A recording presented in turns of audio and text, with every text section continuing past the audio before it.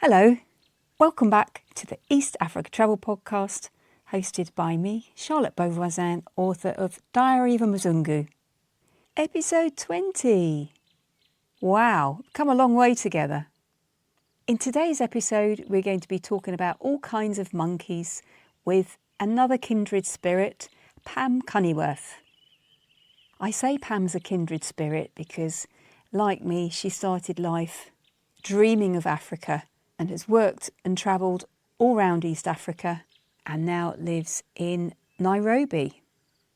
This episode is going to be a little longer than the previous ones because I have an announcement to make. But before that, I'd like to introduce you to Pam, a conservationist, and she's currently doing a PhD at Durrell Institute of Conservation and Ecology at the University of Kent in the UK. If you're interested in conservation, you may know the work and the books by Gerald Durrell. Gerald Durrell is one of my very first conservation heroes. You might remember the book My Family and Other Animals. When I was a teenager, I used to travel vicariously through all his books. Amazing to think now that I live in East Africa, writing about promoting conservation. Thanks in many ways to him and people like him. Pam is a friend of ours at Sunbird Hill, but I learnt so much from my conversation with her. I hope you enjoy it as much as I did.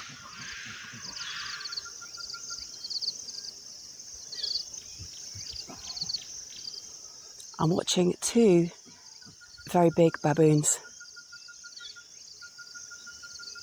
And they're quite away from me, about 100 metres.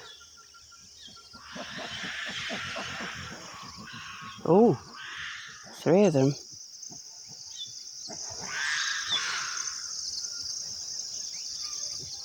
I wonder if they're arguing over food.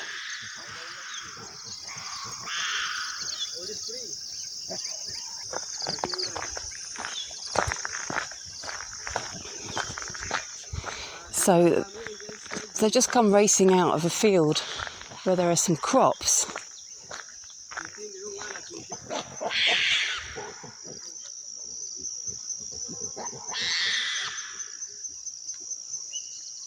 I'm watching four baboons.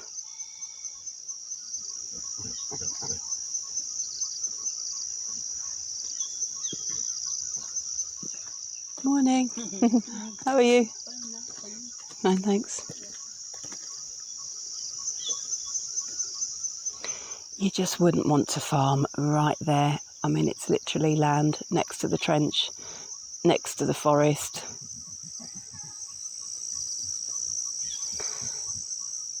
I'll go and have a look in a second. But there's just always a big group of baboons around here. And there's a little guarding hut right on the edge of the forest next to the trench. And there's often somebody sleeping in there. What a life. Oh, very difficult.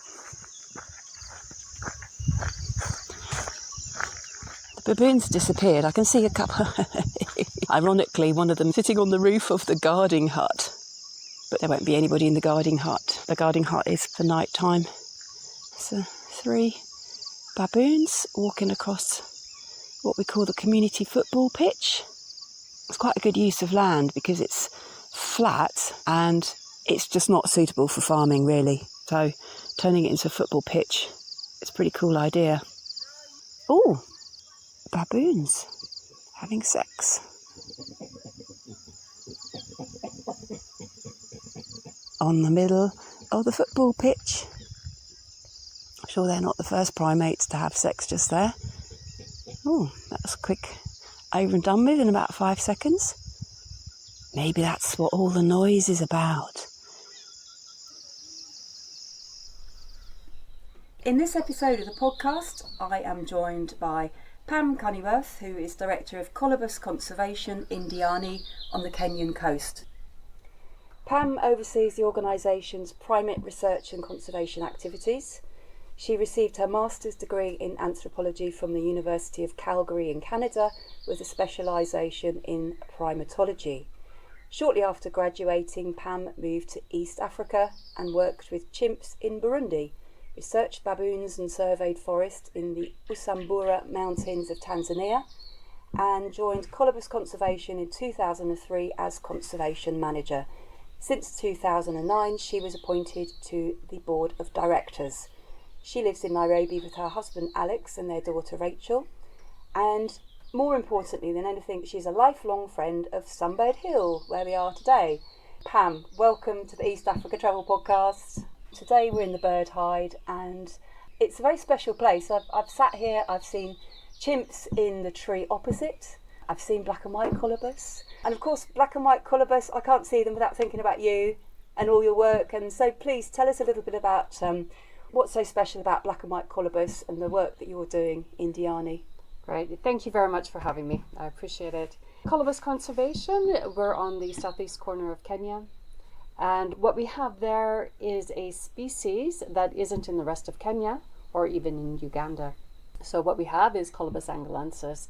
The rest of the black and white colobus that people are familiar with are the Gareza colobus. Right. So they're a separate species. What we have in Kwale County, where Diani is, this subspecies, there's only about 35,000 left globally. Because they're a forest-dependent species, if we save the colobus, we'll save the forest ecosystem, which ultimately is great for all the forest-dependent species and also the communities surrounding those forests. I hadn't realised that the colobus monkeys that you have in Kenya are different to the ones that we have here. So what is it that we have here in Kibale Forest? Now, you have the Gareza, which we also have in Kenya, okay, but not in that southeast corner. Right, I see, okay. Yeah, so that's Colobus angolensis. Right. So for people who don't know what a colobus monkey is, can you describe what they look like to start with? There's two main African types of monkeys. One is a Cercopithecine and one is a Colobine. And they're actually quite different types of monkeys. People are familiar with the blue monkey, with the baboon, with the vervet monkeys, and those are Cercopithecines. So their behavior and physiology is similar to people, but the Colobines are very, very different. The Colobines are leaf eaters, and so their whole morphology and physiology is based on breaking down that cellulose within the leaf, which changes them fundamentally. They have a 3-part stomach, and so they're foregut fermenters to break down that cellulose, where the other monkeys have cheek pouches to store food. Colobines do not. They don't have a thumb, but they have very, very long fingers, and that helps them grab the bunches of leaves and pull them towards them, because they don't have to manipulate food that the other types of monkeys have to do to process leaves and flowers and fruit and roots. Describe what they look like, because they're very striking animals, aren't they? So that's the difference between the Colobus Gareza and the Colobus angolensis that we protect in the southeast corner of Kenya. Colobus Gareza are the striking black and white colobine, and people recognize them because they have these white, long, striking hairs down the back on opposite sides of the back, and the white tail that's very big, white and fluffy. Colobus angolensis has a very different black and white pattern, and instead of white going down their back, they have white on the shoulder. People call those epaulets. Oh, right, okay. And then their tail is not bushy like the Gareza.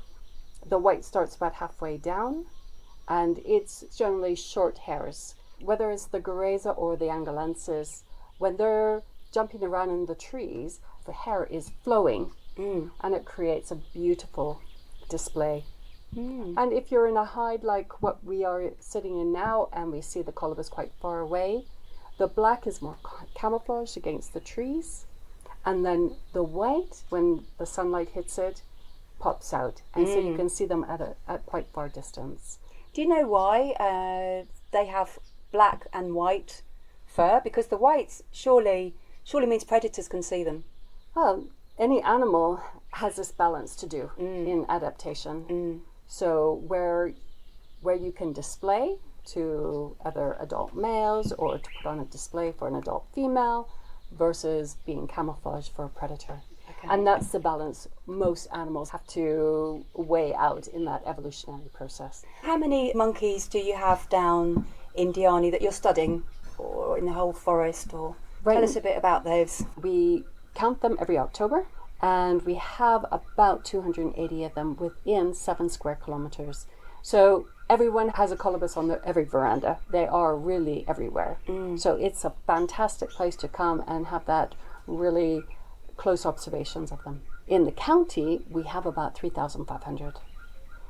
What we know is we have a national reserve that has about 2,000, Diani's 280, and between those two subpopulations, they maintain the meta-population, so the overall population of the whole county. Because the National Reserve, of course, is nationally protected, so we're happy with that, but Diani is actually an urban area, it's a town. Those colobus in that town are critically important for conserving the meta-population across the county. I see. So we can't lose that urban population.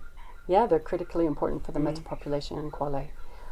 The thing is, it's 280 individuals, but it's only 7 square kilometers. This is a tiny area, so the density is very high, and much higher than what you would get in, if we came to Sunbird Hill and we were looking at the Colobus Gareza here, you would have probably a group in each valley here. I see. But in Diani, they're really tightly packed together. Can you describe Diani to us as a location? So we know it's on the coast. Clearly there are trees. Yes. Do you call it a forest that you have down there? It used to be primary forest. There, in 1971, a bulldozer came in and cut straight through that primary forest. That was Diani Beach Road. That bisected the town north to south, and that forces animals to have to cross that road to access resources on opposite side of the road. So in fact, the long-term issues with population sustainability for all the primates in Diani, that road is that really started big problem. the big problem. Yeah. So you do have some forest there. So the forest Yes. cover itself is 7 square kilometres, is it? Well, that's the town. Yes. So the forest that we have in Kwale is the Zanzibar Inhambane Coastal Forest that's a lovely Mosaic. name. In Diani, there's original forest trees and forest patches. But this forest is globally unique. It's called a global biodiversity hotspot, which means that those trees, those insects, those animals, there's a high level of endemism within those forests, which is those species that only occur in those forests, nowhere else in the world. So what we have is a global biodiversity hotspot, and part of that definition is that it is also highly threatened. Right, okay. And So- threatened from what? A conversion of forest to agriculture, forest to towns. But I assume it's protected, on paper at least. We have what's called kaya forests. These are the sacred forests, the traditional sacred forests of the local people, of the Digo people. The National Museums of Kenya has made into most of these forests and put in the designation as national monument. And some of these have also been gazetted as forest reserves. Some of them have an additional gazettement of UNESCO. We are actually trying to get more and more gazettements on top of these forests so that we can protect them for the long term, for the biodiversity, but also for the communities living adjacent to the forest. That's their tradition, that's their culture. You can't lose by protecting forests, that's for sure. Before we get into the great work that you're doing with Colobus Conservation, I just wanted to rewind a little bit and talk about your journey to East Africa. We were swapping notes the other day and was reminded of the fact that, like me and so many of my friends here, you came here as a volunteer. How did you come to East Africa? I mean, how did East Africa come onto your radar when you left university in Canada? It started decades before then. Ah. When I was 7 years old in Canada, my teacher was Dorian Baxter, and he grew up in Mombasa. Right, okay. He put a map of Kenya on our wall. He taught us Kenya's national anthem in Swahili. And in gym class, he gave us all tribal names as our team names. He just put the love of Africa into me, and I knew at the age of 7 that I was going to come and live. That's incredible. But I didn't know, of course, what was I going to do. Yeah. And then in my first year university at Simon Fraser University in Vancouver, I went to just a public talk by one of the visiting professors, Birutė Galdikas.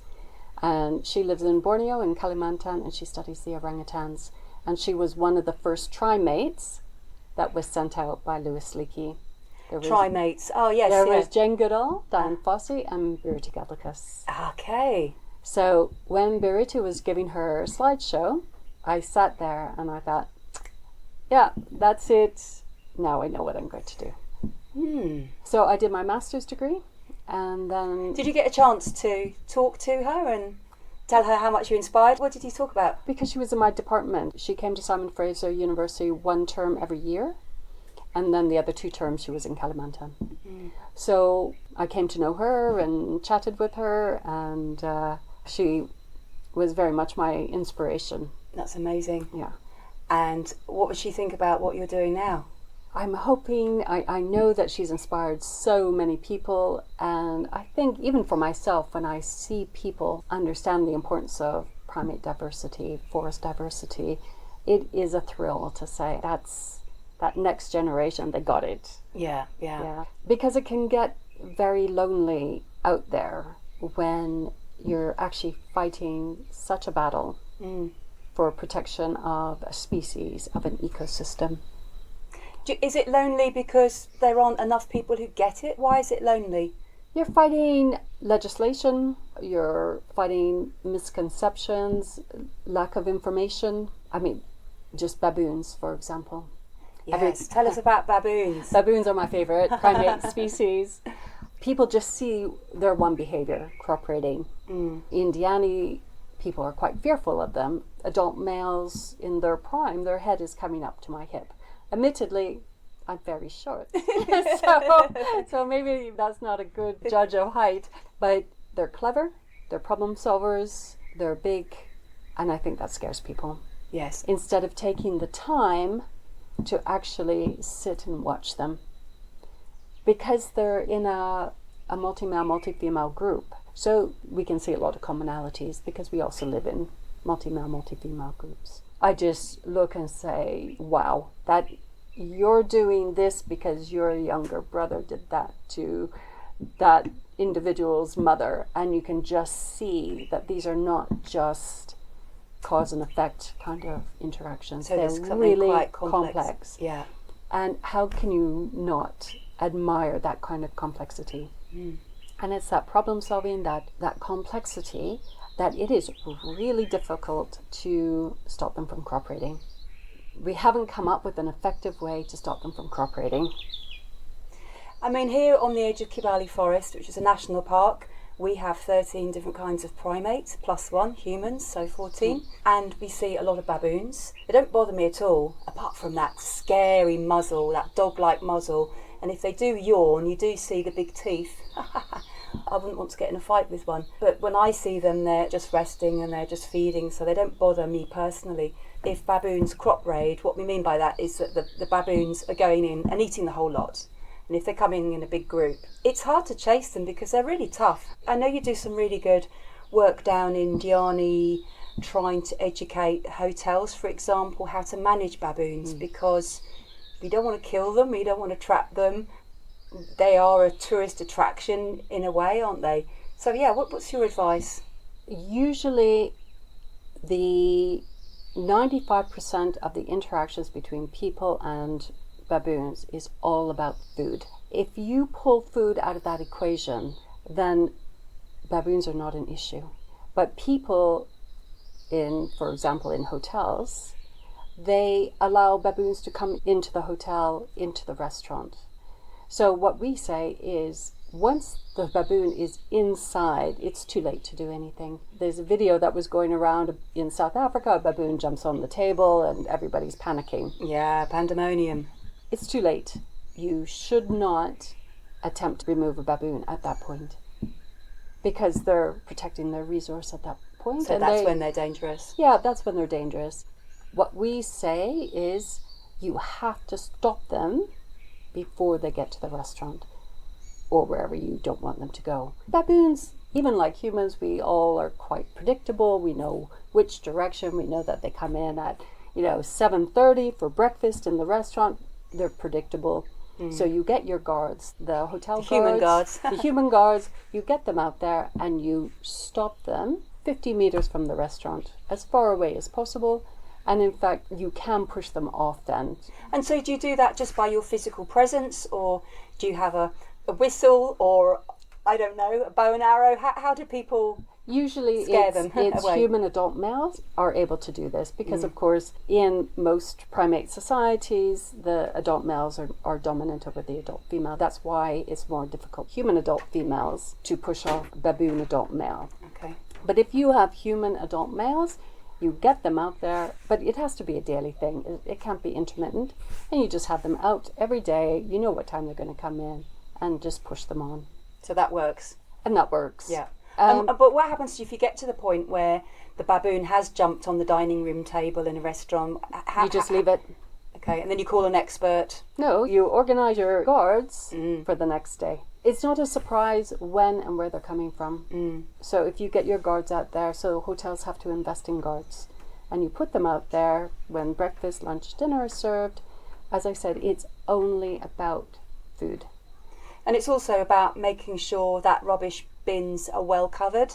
Yeah, it has to be a monkey-proof bin, and so you want to just limit access to food. But this is important anyway for hygiene, for reducing any kind of mice or rats, mosquitoes, cockroaches. Having access to food is a problem for hotels that needs to be addressed anyway. Yeah. But we were in one hotel and they had a rubbish room. The hotel put all their rubbish into a very nice concrete room, but they didn't have a lock on the door. So the baboons just came up and opened the door and walked in.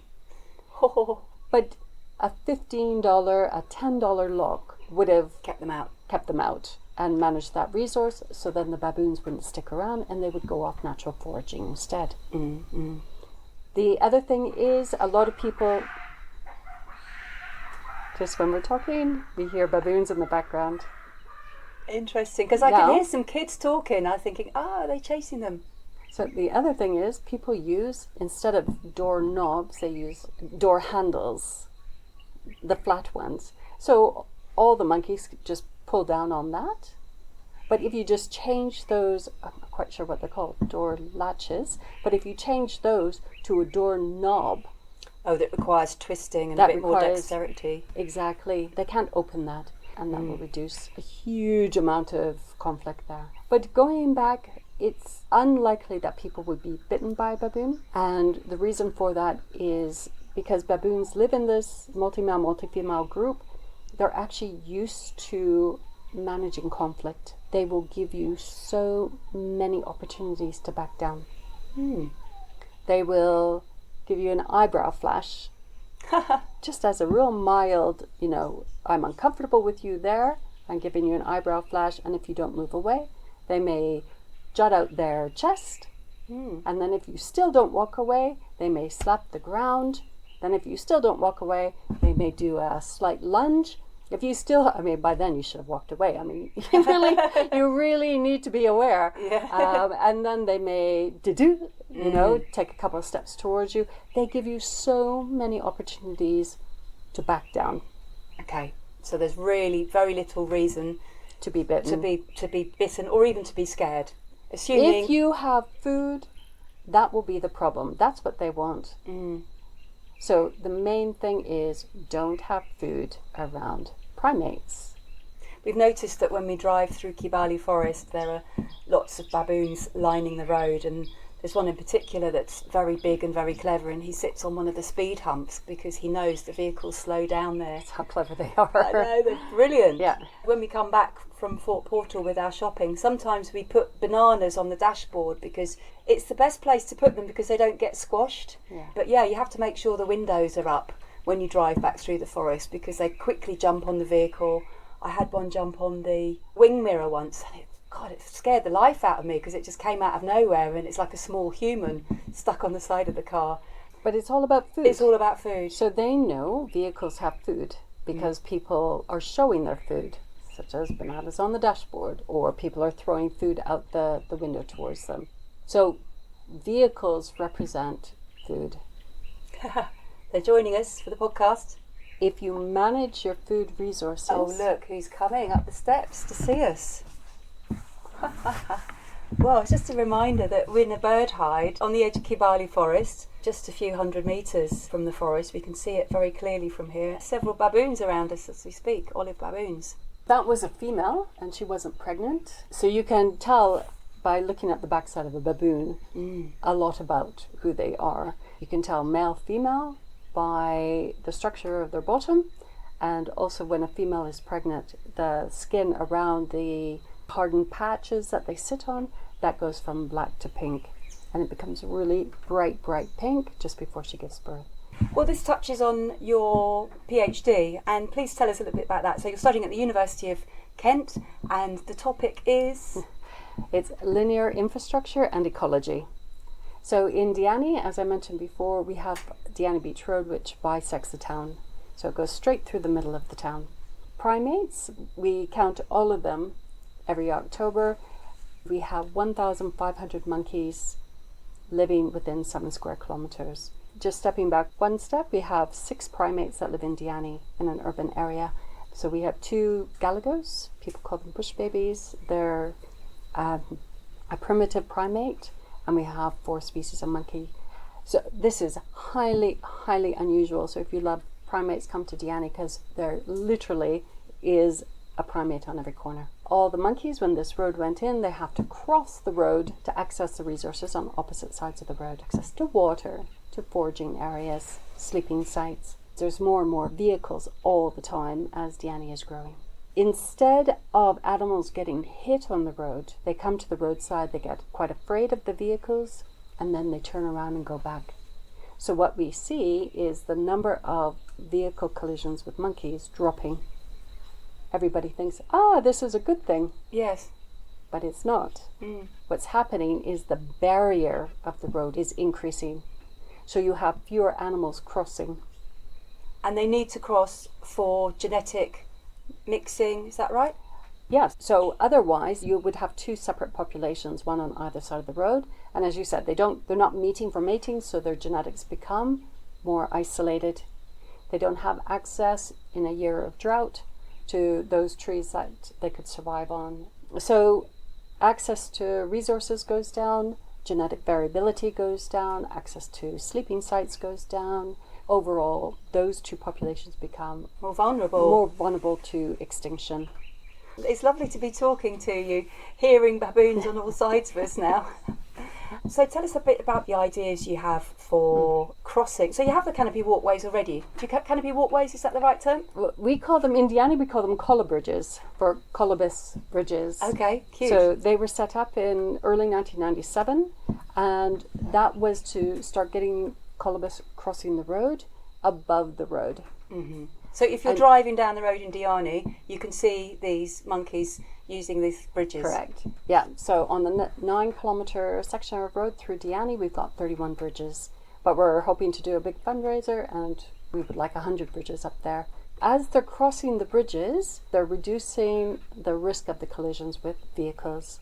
But what we know now is even Colobus start getting afraid of using the bridges once the number of vehicles increases.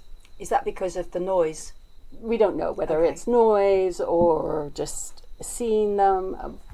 The Sykes monkeys use them much more often, but the Colobus, right now we know that Colobus only cross Diani Beach Road on the bridges. And you said something interesting yesterday, which is that these are arboreal monkeys, so they use trees to move. Yes. They can't just cross the road like you and I would. So in Diani we've got the 4 species. We've got Colobus, which are arboreal, Sykes monkeys, which are also mostly arboreal, Vervets, which are mostly terrestrial, and baboons that are terrestrial. So they use the bridges at varying rates. So we've studied this, and we know that 3% of the Colobus population annually, so every year, get hit by vehicles. So this is almost unsustainable. But the problem is you put in the power line next to the road. So the distance between the trees on opposite side of the road actually becomes quite formidable for the crossings. You've contributed so much to Diani. I was looking at TripAdvisor. Colobus Conservation is number 2 tourist attraction in Diani. Number 1 is the beach. The beach is absolutely mind-blowing. It's been voted the best beach in Africa, I think 5 years in a row.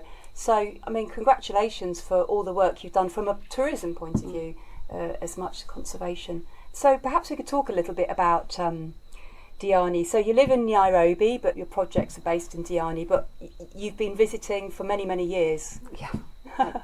Oh yeah, 21 years I've started. Incredible. So I go back and forth every couple of months, but I work closely with the management team as we put together a huge range of different projects. So we've just done the genetics on the Colobus in Diani in Tanzania. We're now doing another genetic study about the microbiome of the Colobus infants. And we've looked at the North American zoos and the Colobus there and their genetics and actually where they were captured in the 1980s in Tanzania. Interesting. And then we're also looking at, of course, the reforestation of this biodiversity hotspot, looking at just the indigenous species, of which in Diani we may have only one individual tree of a species remaining. We are working with Kenya Power on reducing the electrocutions. We're working with the Roads Authority to reduce vehicle collisions. We're working with others to reduce snaring, dogs killing primates. We do a huge amount in terms of education, and we're doing a new school curriculum on conservation. Brilliant. And so nature connectedness, and what kind of conservation actions a 12-year-old living in a rural community, what can they do, what's in their power to do as a young person learning about conservation, such as don't kill snakes, don't harm birds' nests, because the scientific literature on conservation education in developing countries is only a handful of papers. So we have to do things quite different here compared to what they do in a developed country. For example, our kids often don't have access to lunches, so we provide snacks and lunches and water to make sure that They're focused. They're focused. Yeah, they're taking in all this great info that you have for them. Yes. And you have a visitor centre, so that's open to anyone, tourists, and of course local children. Do you have big groups come to visit you? We do. We have a 1-hour eco tour, so you can show up Monday to Saturday, 9 till 4. Come and go through our brand new eco centre that we've done, and then you can see our veterinary clinic, the monkeys that are just about to be released back to the wild, that came in as pets, confiscated as pets, or came in as wild orphans. We have also a tree nursery there with all these indigenous species that we're replanting. So in that 1 hour, we show you what we do. Well, there's a lot to take in, and it's a really fantastic project. Diani is a tourist destination. As somebody who's been visiting and spent so much time there over the last couple of decades, what are your personal favourite things to do in Diani? I can only tell you what things are there. When I go... You're too busy working. I go to Pam. Colobus Conservation and I Don't leave. literally... we go out to the project sites constantly thinking, okay, how do we do that? What mitigates this? So I don't have an opportunity to use the amazing golf course that's there, or even to swim in the ocean or enjoy the amazing beach. ocean. But they have so many different water sports to do. There's Wasini Island. Just to tell our listeners a little bit about Diani, for those who don't know it, it's indescribably beautiful beaches. I mean, they're long, they're wide, they're pure white sand, aren't they? Sort of like snow or talcum powder even. And the Indian Ocean is the biggest draw, arguably, for most people to Diani. But it's really undeveloped, isn't it?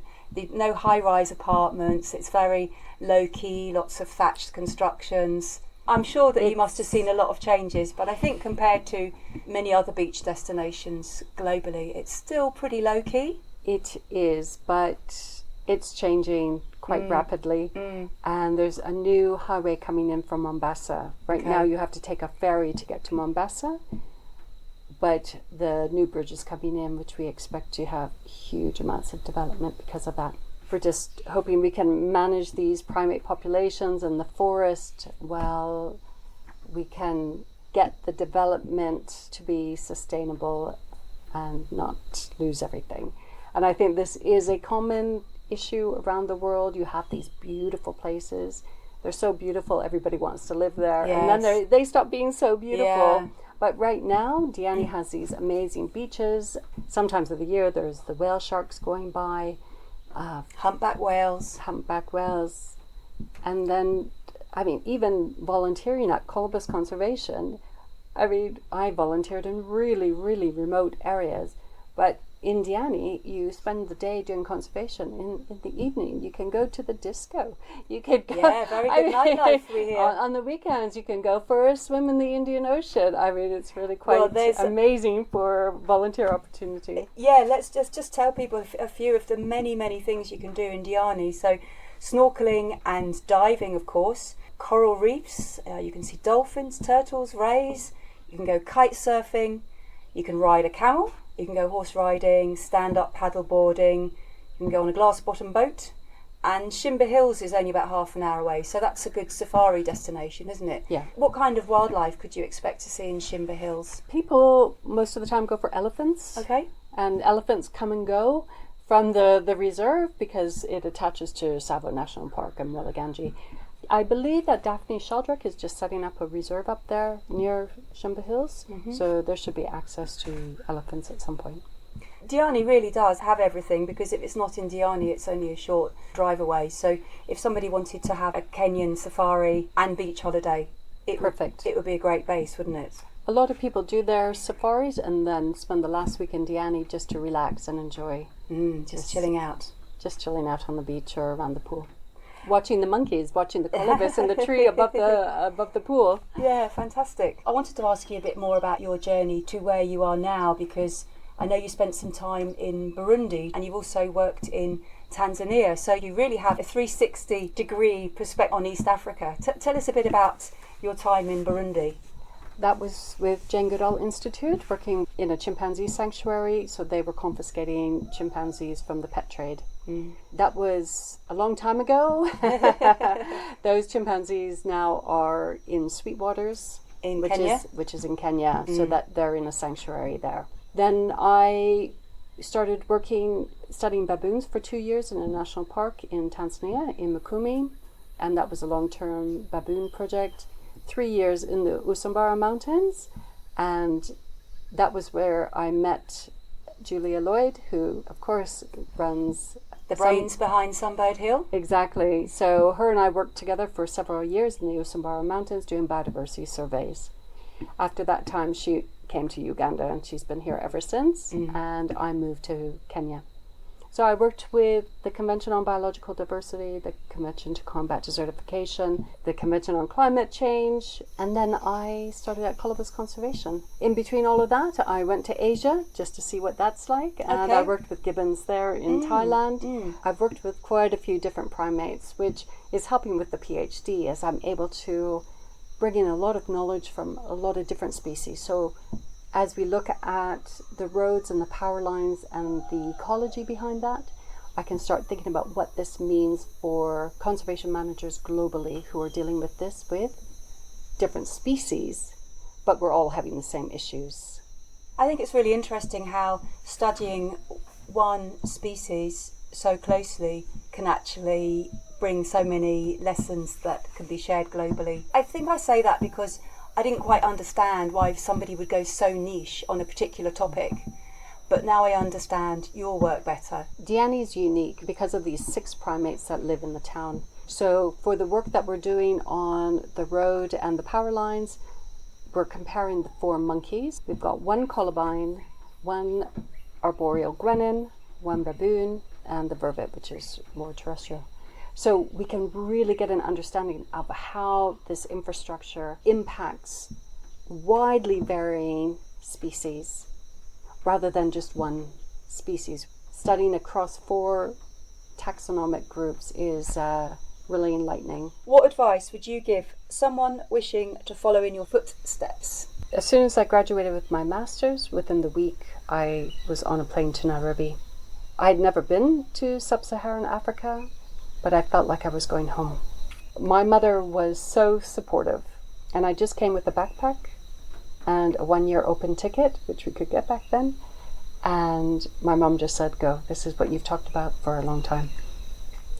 There were certain other family members who didn't want me to go because it was risky, just as a solo female backpacker. But a friend of mine, when I left, had written out a poem for me by Robert Frost. Yes. The Road Not Taken. So 2 roads diverged in the yellow wood, and I'm sorry I could not travel both. But be one traveller, long I stood and looked down one as far as I could to where it bent in the undergrowth. I have taken that road less travelled, and it has made all the difference. This is what Pam was destined to do. Yeah, you take opportunities when they come. Courage is not having a lack of fear, but feeling the fear and doing it anyway. Because these things take courage. Usually there's a bit of luck involved. Certainly a lot of hard work. Certainly people say you can't do it. But you just get on with it. You work hard, take the opportunities when they come. And don't listen to those naysayers. Yes, absolutely. Thank you for that, Pam. Last but not least, Pam, I wanted to ask you what brings you to Sunbird Hill? I come every 6 months or so, and I have for quite a few years to see Julia. Because we have a similar background in biodiversity surveys, we both have this passion for wild areas. It's great to come, see what she's doing. We can brainstorm. And last year we went to Karamoja to do a biodiversity survey there with her team. Her team is amazing and they're so good with their birds and butterflies, and we got that information as well as they were picking up on all the other mammal that we were seeing. You were in Pianupe Wildlife Reserve, which is northeastern Uganda, quite undeveloped. And tell us a bit about Pianupe. How is it different to Diani or to Kibale Forest? This is an area that's had a lot of insecurity for a long time, so it's just opening up.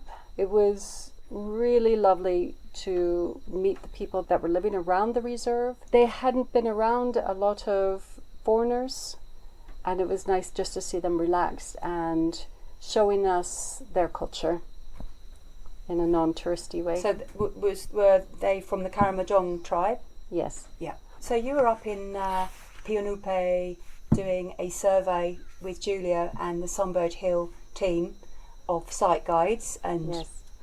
Major nature enthusiasts. They're into everything, aren't they? So what was a typical day for you like up there? We got up very early Mm-hmm. and to get out at first light so that we can start. The team is amazing on their bird calls. I was mostly recording as they were calling out the bird species, writing down the GPS location so that we could start mapping what we were seeing once we got back to Sunbird Hill. And just seeing what kind of species and densities we were seeing in the different areas. As the area was so insecure for so many years, now it is more secure. So I believe they're thinking about bringing in tourists. I think a lodge is going That's right, in. yes, and camps and so on. So the information that you've got is good for biodiversity monitoring and science, but there's also a tourism aspect, isn't there? Once you know what's there, you can promote the place, and then when money comes in, that helps with reforestation and lots of other activities. There's quite a lot of development work, I think, going up there, isn't there, in northeastern Karamoja, really trying to restore, yes, habitat restoration. Yes. So hopefully in a few years' time, when you go back and do a similar survey, you see there are more species, they're more widely spread, and so on. Why do you work in conservation? Oh, that's a very good question. It's not what I do, it's who I am. My daughter gave me a mug last year for Christmas, and it said, I may be looking at you. You may think I'm listening to you, but in fact, I'm thinking about monkeys. And that's my coffee cup every morning. And it's true. Anything can be happening, and I can revert it back to primates or ecosystems or forests. That's my frame for looking at anything in the world. So it's not what I do, it's who I am.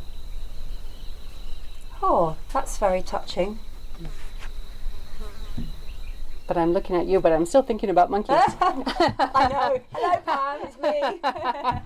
So I just wanted to say thank you very much, Pam, for being part of the East Africa Travel Podcast. It was fascinating to learn more about your projects. Yes, thank you for having me. It's really great to be able to tell you and your listeners all about the work that we're doing in Diani. And I think we need to go follow these baboons and see where they take us. Oh, yes, let's do that. Okay.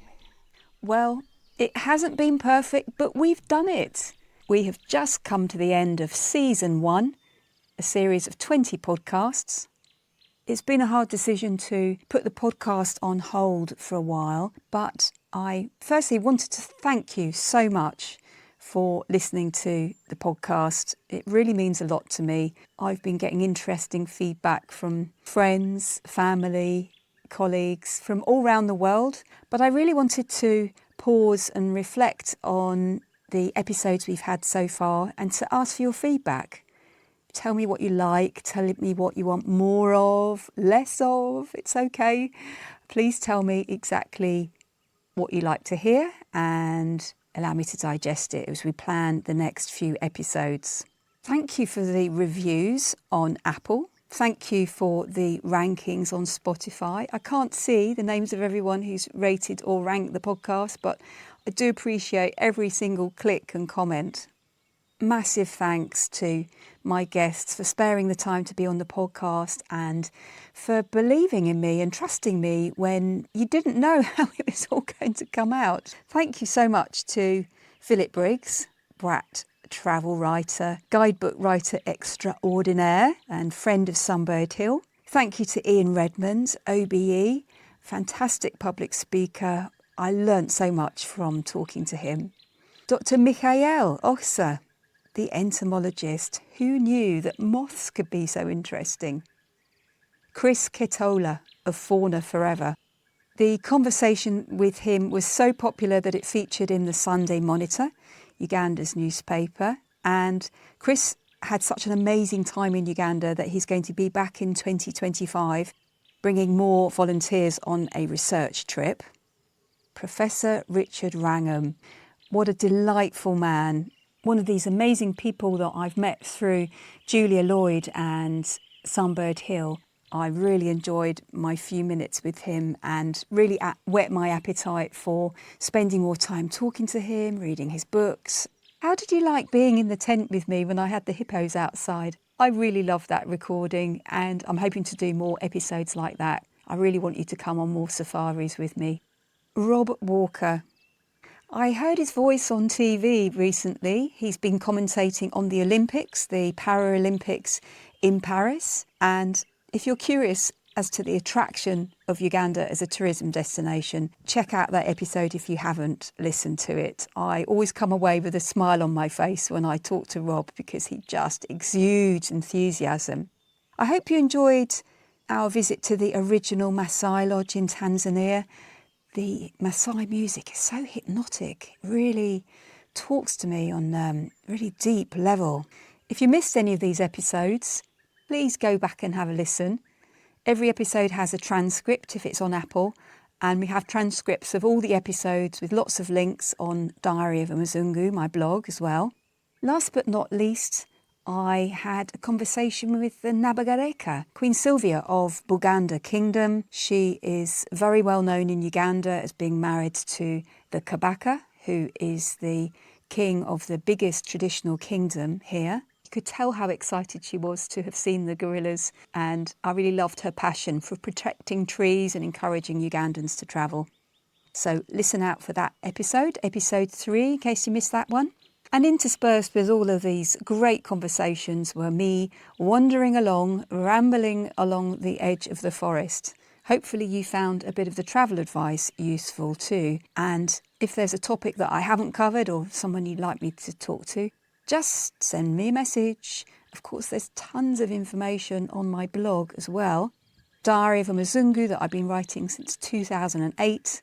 We have the Facebook page of the same name that's well known for giving all kinds of travel advice. So just drop me a message if there's anything I can help you with.